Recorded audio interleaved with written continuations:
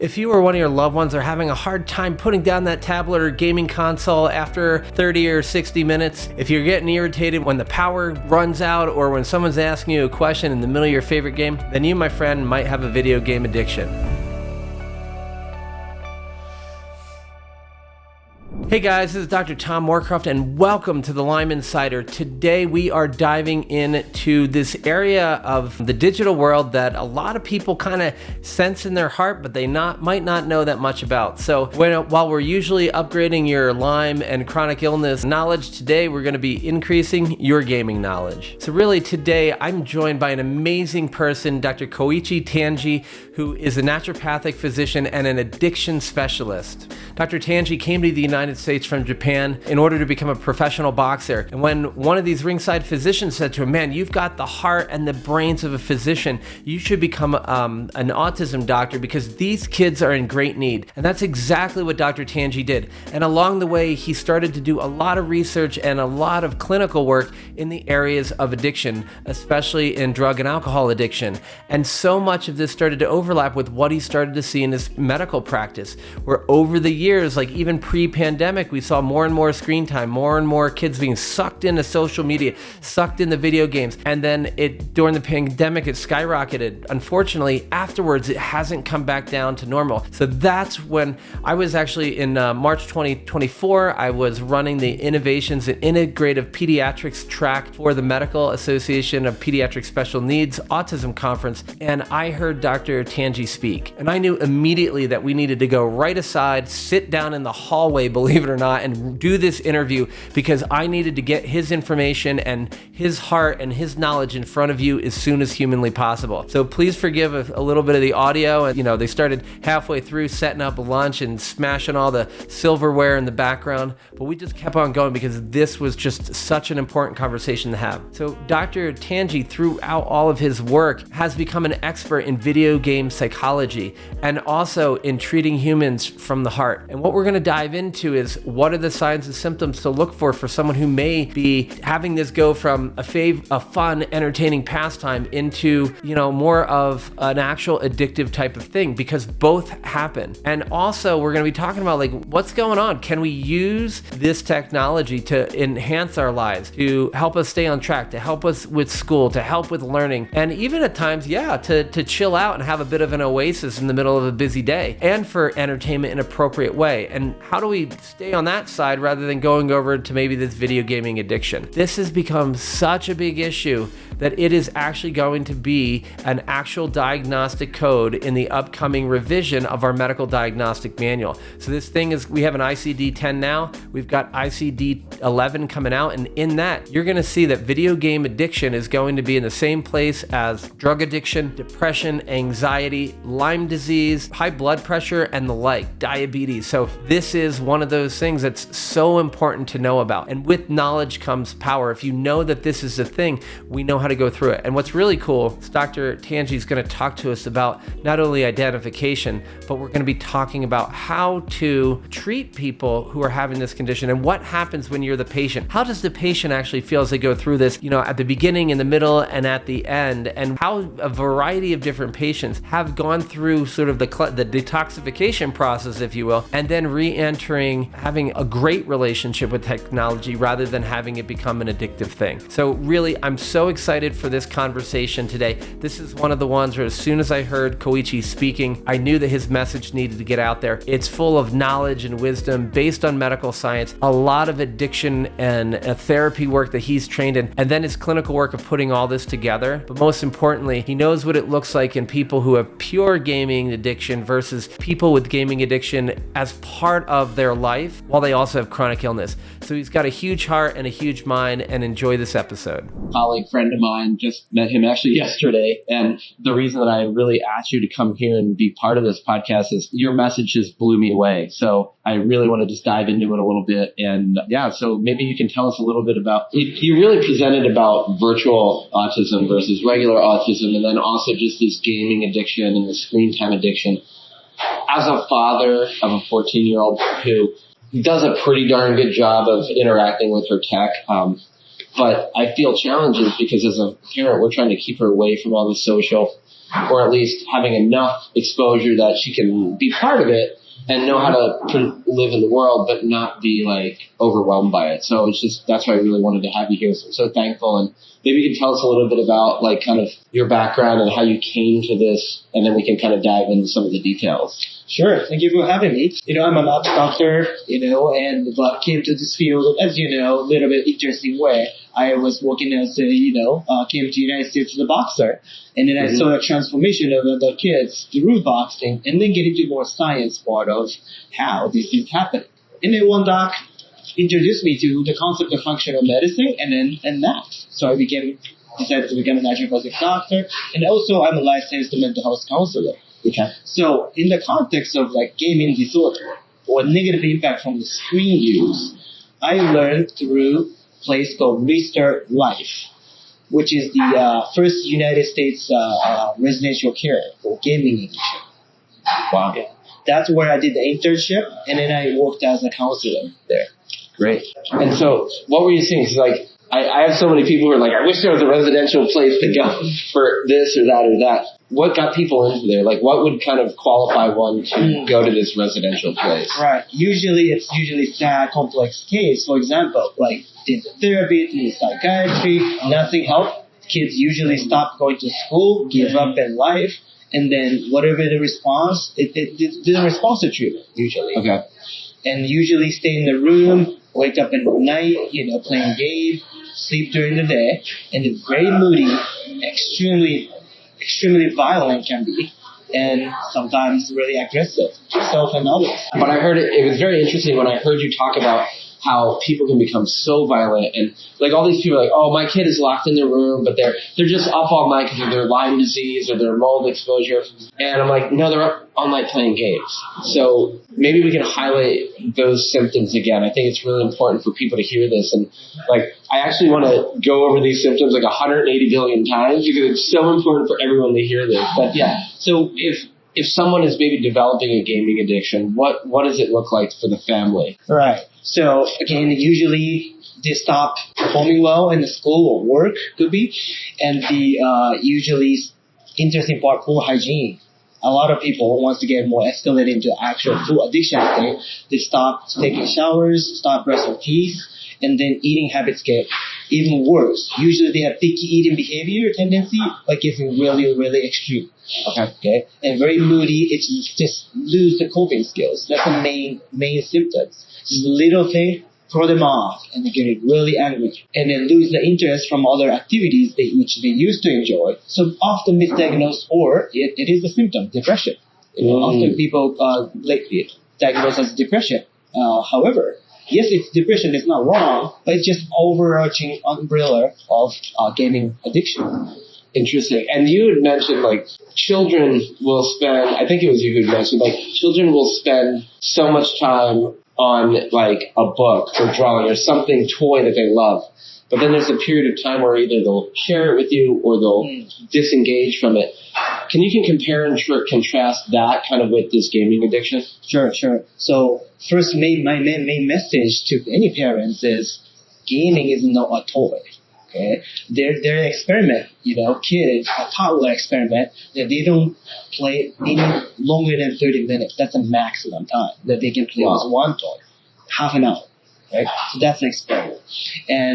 But when you give the screen to a toddler, they can go easily beyond 30 minutes.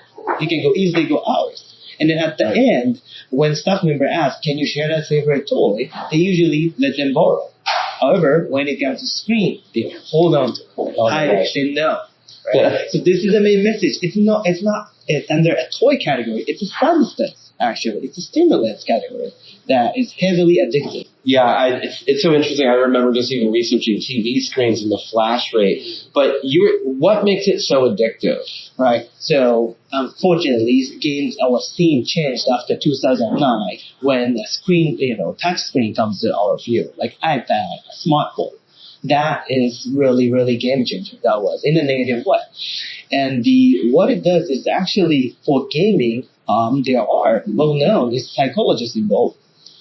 They are using it's called randomized rewards, and then they are incorporating gambling psychological feature so that human beings have to keep paying attention to it, even when they get bored.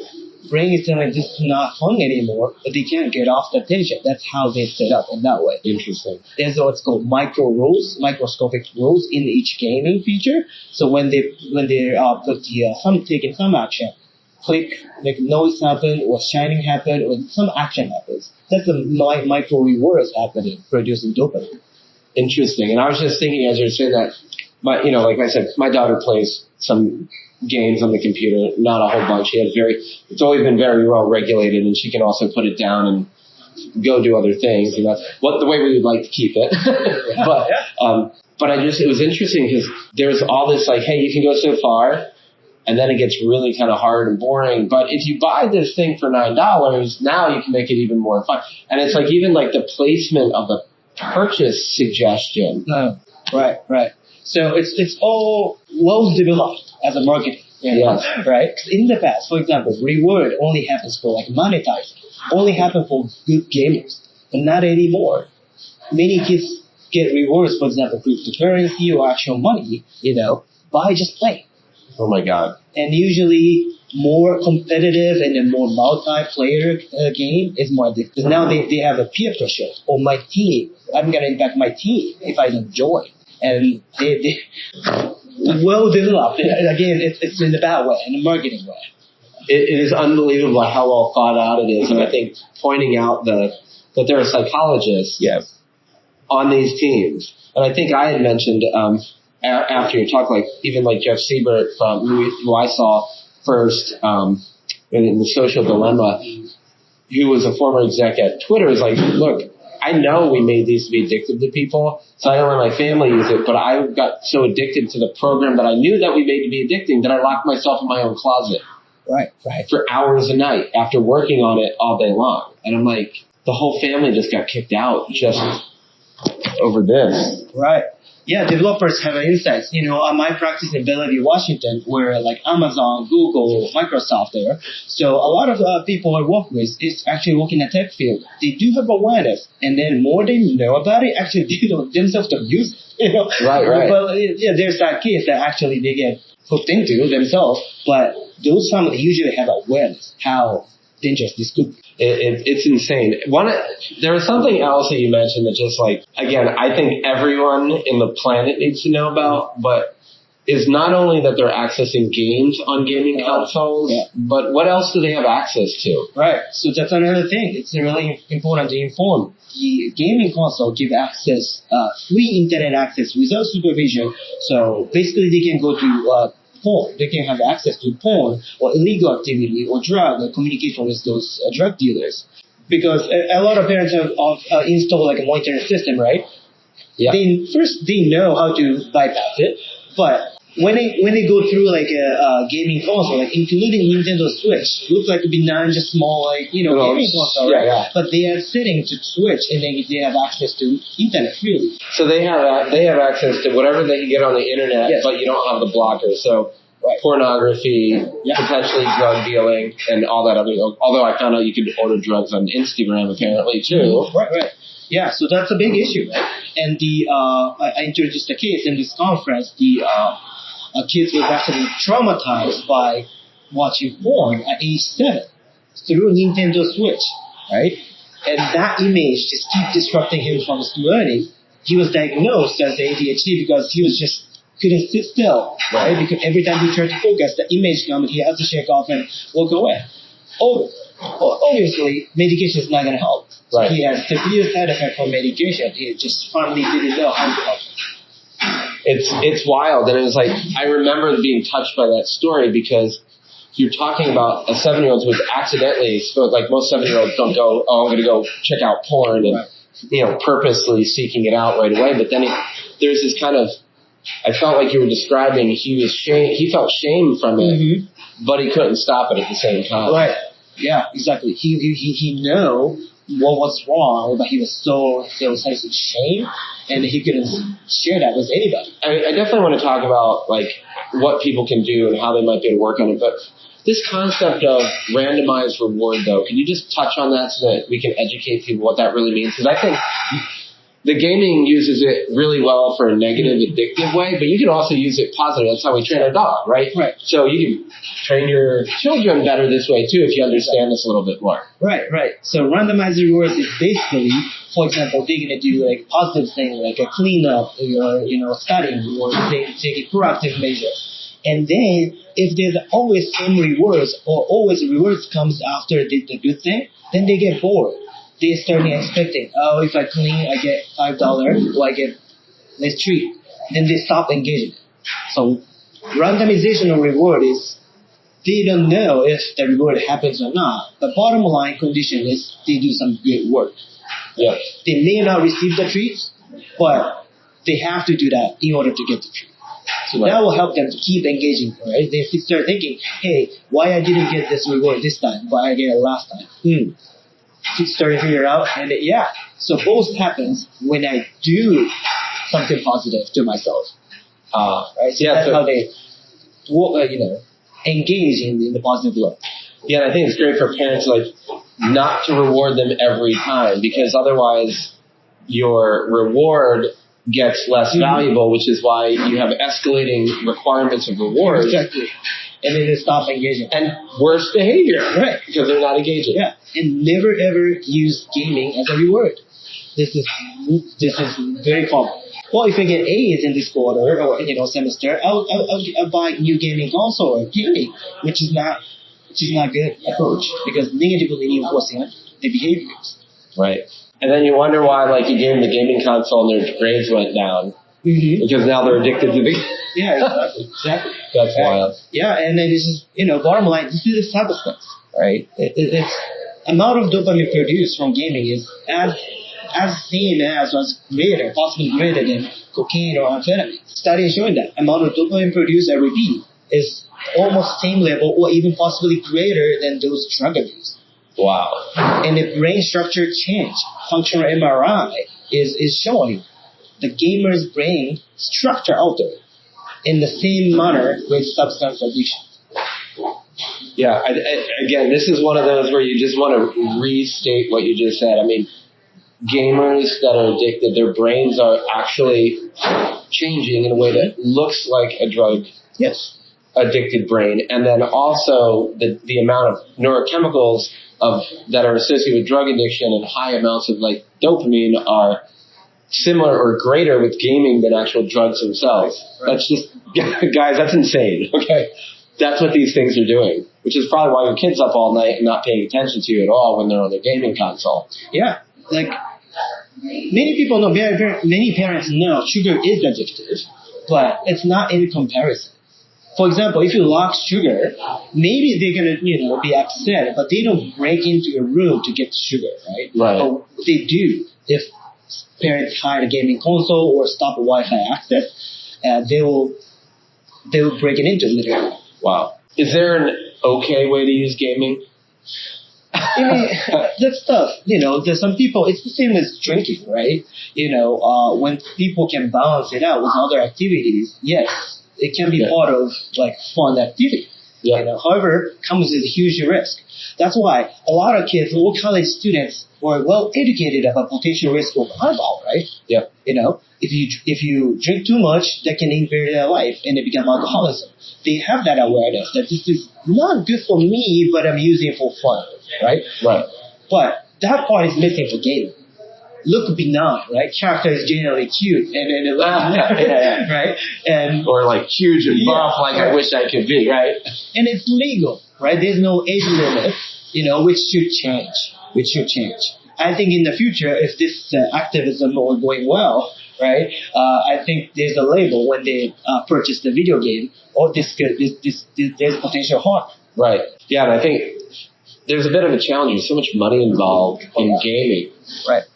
That there's going to be big pressures to not regulate. But are there things in the works? Are people actually addressing this? Yes, school districts, at least in my local area, Seattle School District, suing the major social media company, and then those companies who know there's potential harm, but enable it.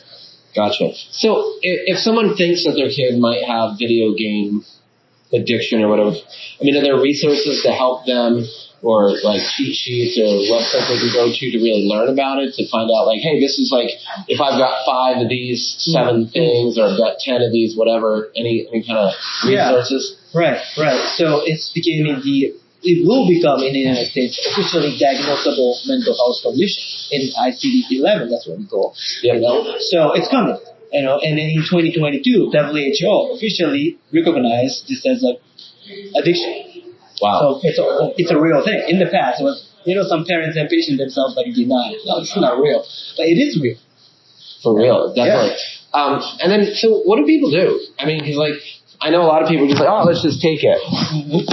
Like, I mean, I think you went over, I'd really love for you to share a little bit about like your approach, because it was very, very well thought out, and one that I could see a lot of my people having a challenge with, but also being very successful at achieving. Yeah. So main thing I want them to know, parents or patients themselves to know, or skill they impair is boundary skills. They decided I'm gonna play only 1 hour, but they'll play 1 hour and a half. If they set 2 hours limit, they're still gonna go beyond 2 hours and a half.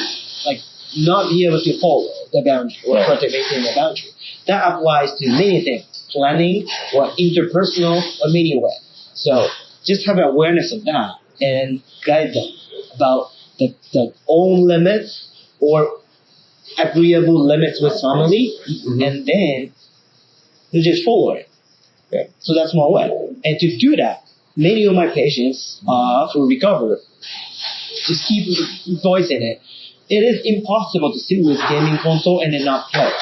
Therefore, what they do is fill out their schedule with extracurricular or reading book or playing guitar or something. Just fill out the schedule and then try to follow. Yeah. That way, they don't need to sit in the room by themselves with computer. Yeah, I think that's part of the isolation. And we saw a lot of this get worse with COVID. Yes. And, you mentioned the inflection point at the iPad, 2009-ish.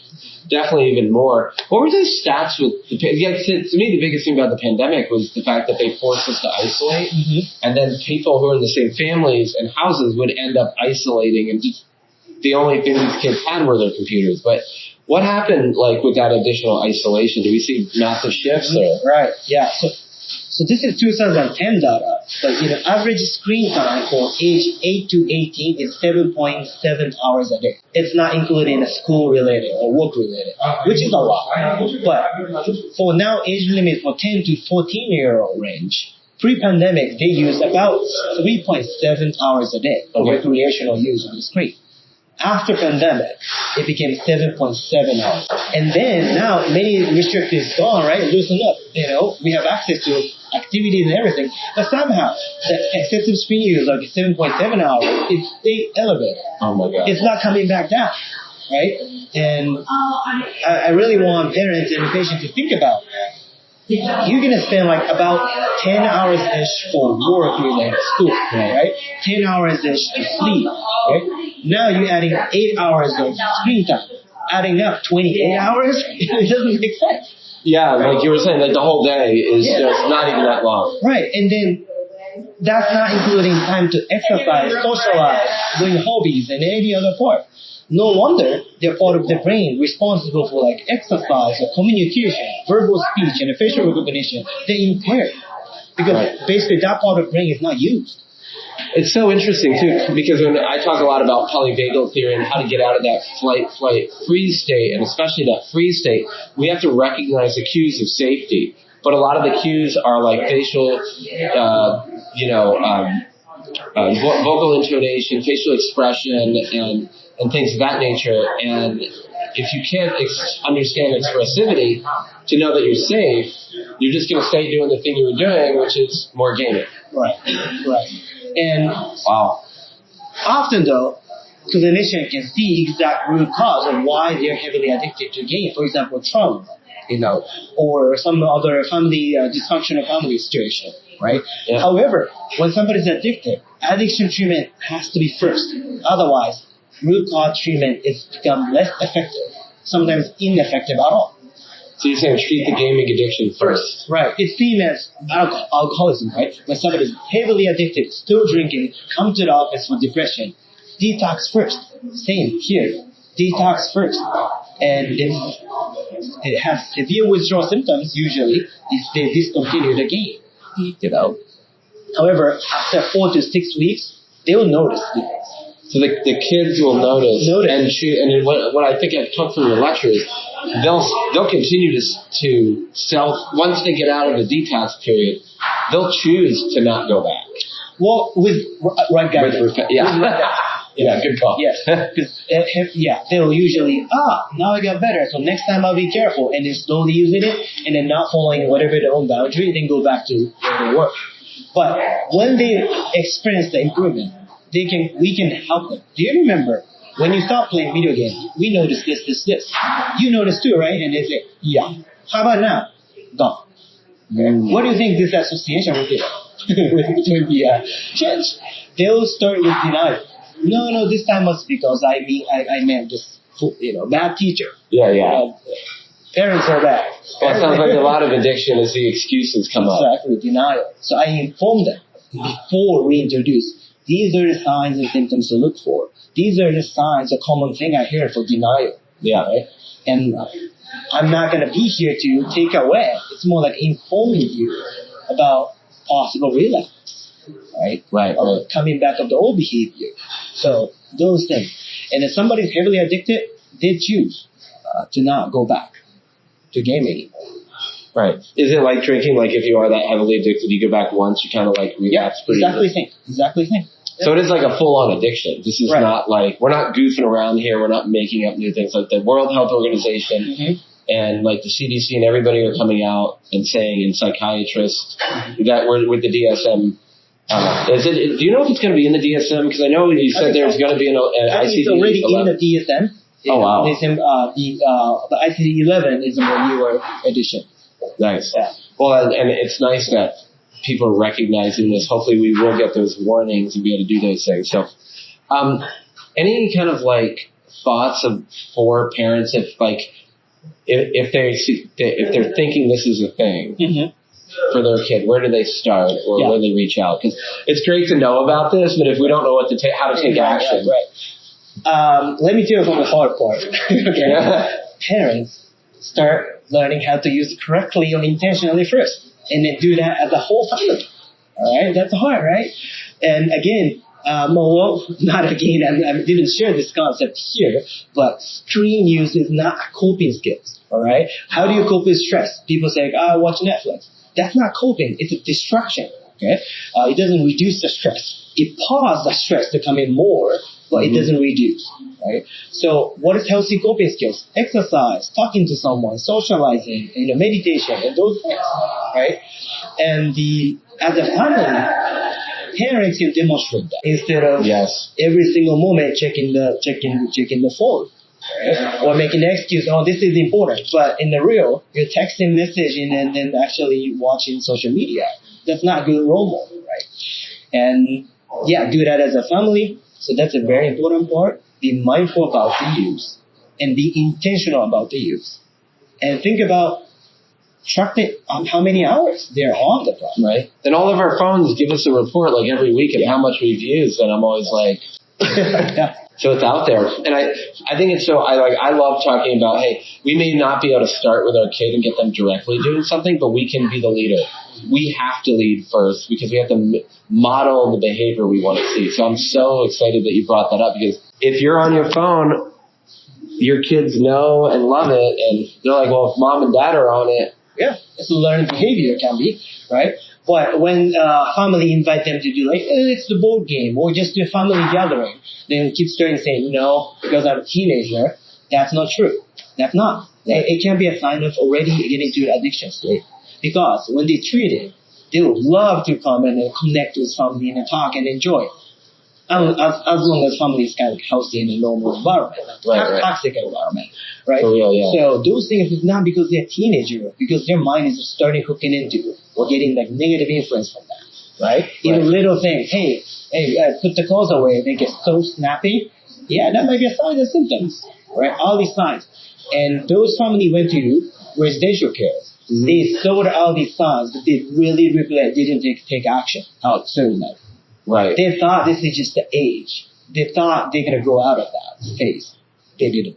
Well, I see so many that, yeah, and I mean, I think it's heed the warning, like, know that this is like, addiction can happen and be triggered at any point, and everybody's a little bit different, but like, I'm also just thinking like, engagement, like if I'm decide to watch a show rather than have a conversation at dinner, it's a completely different dynamic the rest of the entire evening, and like, so many people are, well, my kids won't do that. I'm like, that's what I love about our MAPS conference and like your presentation, because you're like, give them credit.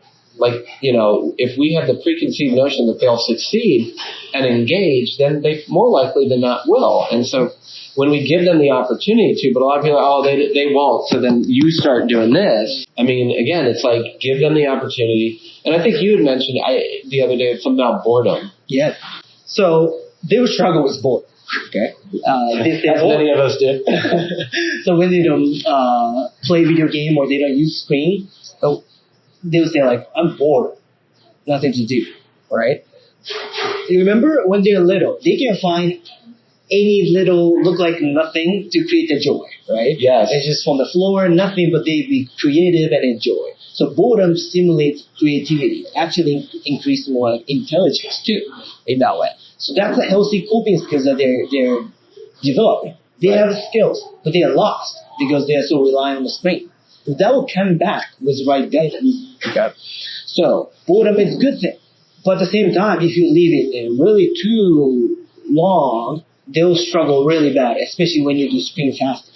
Right. So give them some tools, like for example, could be Lego, could be drawing, could be music, instrument, you know, family like board game time, right, stuff like that, to fill out the schedule. But boredom in general is really good thing. I think it's one of the things I missed so much as I went through medical residency. In all my training, I'm like, oh my God, I don't have any time to be just bored. But I think it's important too and I think one of the things that can become challenging in this current day and age is parents fill their schedules up and then they're like, oh, I don't have any time. But again, I would challenge you because I don't have any time. Yeah. And then, or you're watching TV or you're binge watching or whatever, which is kind of an interesting term too. So it's about the family coming together. It's going to help everybody. Absolutely. Any like straightforward as anxiety, executive functioning, depression, anger, those things go down and the wellness scales go up, right? Yeah. So I shared a study during pandemic, pandemic fatigue. What was caused pandemic fatigue? Was it the lockdown? Was it isolation? Actually, that was excessive screen use. That's what this study is pointing. Oh my God. Because this study is done during the lockdown, when they reduce the social media use less than 30 minutes a day, that improves all scale of signs and symptoms of pandemic fatigue. I mean, they get so much psychologically better. So all they did was, we didn't change the pandemic or the lockdown. We just minimized social to under 30 minutes and our energy went up. Right. When those scales goes up, similar effect happens by just adding half and 30 minutes of exercise as well. How about that? How about reducing social media and add exercise? It's two things. Yeah, I mean, then you get all your happy drugs, then you get your energy drugs, and then your kids who aren't sleeping because they're exercising now, they can actually sleep. Yeah. And then they're hungry, and their body craves nutritionally based food rather than garbage. Yeah. Well, parents definitely, and you will encounter, they will say, well, no one play outside anymore, so I can't connect with my friends without gaming. Okay? That's not necessarily true. If somebody has already had negative signs and symptoms and struggle, do you still let them go? Well, if somebody has issue with drinking, they're saying, oh, I need to connect with my body at the bar. Do you let them go? No, right? So those are the things.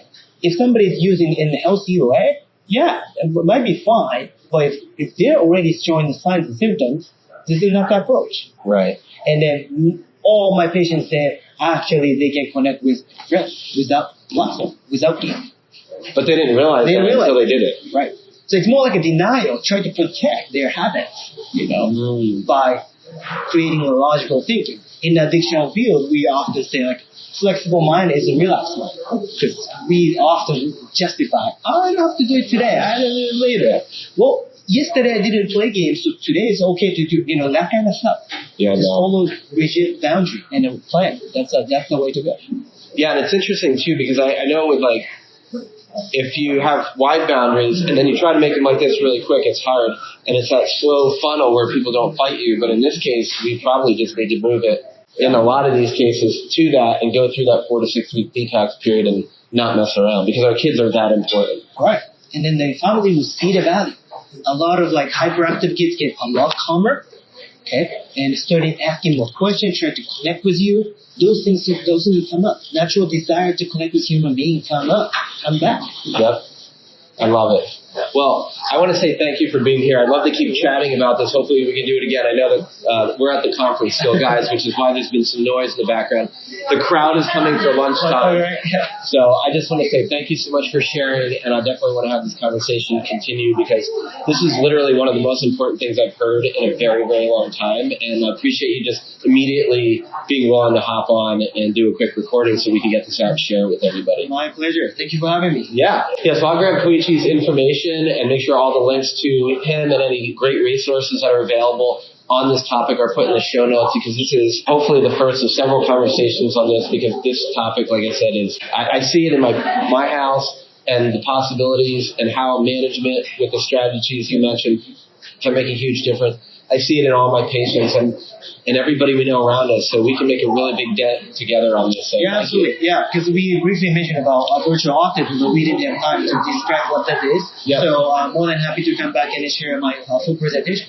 Let's do it. All right. Appreciate it so much. Thank you for your time. Well, hey, everybody. Thanks so much for joining me for this game-changing conversation today on the Lyme Insider podcast. And such gratitude to Dr. Koichi Tanji for taking the time out of the conference to share from his heart this game-changing, I have to stop doing these puns, right? But it's such a good thing. He's just so impressive because he leads with his heart and he shares information that's scientifically validated and clinically proven to work, right? And it's not about judgment here. This is about giving you the opportunity to know something new, to learn something that could make a difference in your own life, in your children's lives, and in your friends' lives. This is such a big deal, right? We have so much technology in our lives, and it's so amazing when we use it as a tool. But it's just like kind of like our monkey brain, when our brain takes over our essence and we get so, stuck by this analysis by paralysis by analysis, by overthinking and worrying about everything, we can't live our full passion. But if we can get out of our head and have our mind be a servant of our soul, of our spirit, same thing. This technology, when it works for us, it can be a brilliant lever to allow us to have all this new sort of flexibility to do things that we could never do before, that we could be organized. We can have an entertainment that we never had before, but we just have to figure out how to have that proper relationship. And I think the knowledge that this can be as addictive as heroin, as crack, as alcohol, as sex, as gambling is so important for us to understand. So again, I just want to say from the bottom of my heart, a big thank you for all of you for joining me, and also for Dr. Tanji for taking the time out to share this information. If you enjoy hearing information like this, if you want to hear these game-changing conversations where we're not just resting on our laurels, we're just not presenting information that agrees with someone's opinion, but we're having true discussions that move this field forward, that get the people who are changing the face of science, medical research, clinical, and really the emotional aspects of our lives, so that you can start living your life and have your healing be stimulated by living your passion and your dream, rather than putting life on hold and trying to wait till you're all better. Use your life, use your passion to move you forward, to stimulate that immune system, to improve detoxification, improve your mental outlook so that you can heal. That's what these conversations on the Lyme Insider are about. So if you're enjoying this, please hit the like and subscribe. And the other thing is, if you want to connect with Dr. Tanji, check out all his information in the description below. The other thing is, please let me know what you're thinking. Did we dive deep enough? Do we need to have Dr. Tanji back and have another conversation? Are there other people and other conversations you want to hear? I've got so many amazing guests lined up who want to share knowledge from their experience. And that's all it is. It's our research, it's our clinical work, it's our personal experience. And we want to put that out there so that then you can put it in the hopper and see how that fits into your life, or maybe share it with a friend who's in need of this amazing information. So again, like and subscribe. It helps us tremendously to get this message out. Hope you enjoyed today's episode, and I look forward to chatting with you in our next podcast.